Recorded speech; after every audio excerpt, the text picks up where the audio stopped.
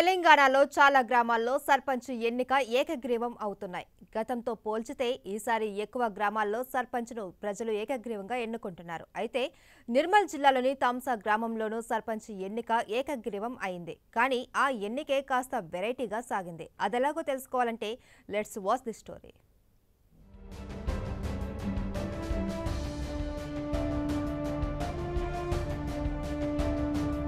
తెలంగాణలో అసెంబ్లీ ఎన్నికలు ముగిసిన వెంటనే పంచాయతీ ఎన్నికల వేడి మొదలైంది. పంచాయతీ ఎన్నికలు తెలంగాణలో 3 విడతల్లో పూర్తి కానున్నాయి. మొదటి విడత ఎన్నికలు జరిగే పంచాయతీల్లో ఇప్పటికే నామినేషన్ దాఖలు గడువు కూడా ముగిసింది. తెలంగాణ వ్యాప్తంగా చాలా గ్రామాల్లో నువ్వా నేనా అన్నట్లు పోటీదారులు ఎన్నికల్లో పోటీ పడుతుంటే మరికొన్ని గ్రామాల ప్రజలు పోటీ లేకుండా ఏకగ్రీవం చేసుకుంటున్నారు.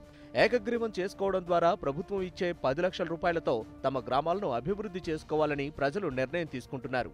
నిర్మల్ జిల్లా కేంద్రానికి కూతబెట్ట దూరంలో ఉన్న తాంసా గ్రామం కూడా తమ సర్పంచ్ ఎన్నికను ఏకగ్రీవం చేసుకుంది. కానీ ఆ ఎన్నికే వెరైటీగా జరిగింది.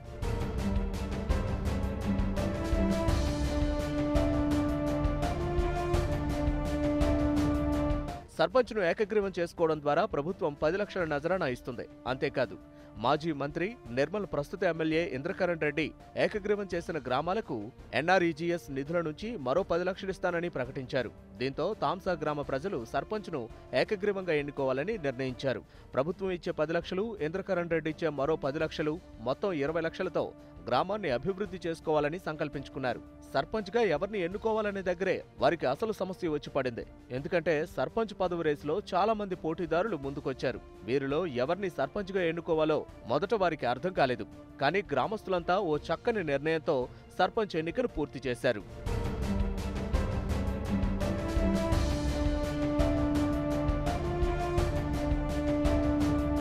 తాంసా గ్రామంలో మొత్తం జనాభా 500 మంది ఉన్నారు. వీరిలో 350 మంది ఓటర్లున్నారు. సర్పంచ్ పదవి ఆశిస్తున్న వారికి గ్రామస్తులంతా మాక్ పోలింగ్ నిర్వహించారు. ఎవరికి ఎక్కువ ఓట్లొస్తే వారినే ఏకగ్రీవంగా ఎన్నుకుంటామని తీర్మానించారు. అనుకున్నట్టుగానే సర్పంచ్ పోటీదారులందరికీ మాక్ పోలింగ్ నిర్వహించారు. ఇందులో అత్యధికంగా 190 ఓట్లు సాధించిన విజయలక్ష్మి అనే మహిళను సర్పంచ్గా ఏకగ్రీవంగా ఎన్నుకున్నారు.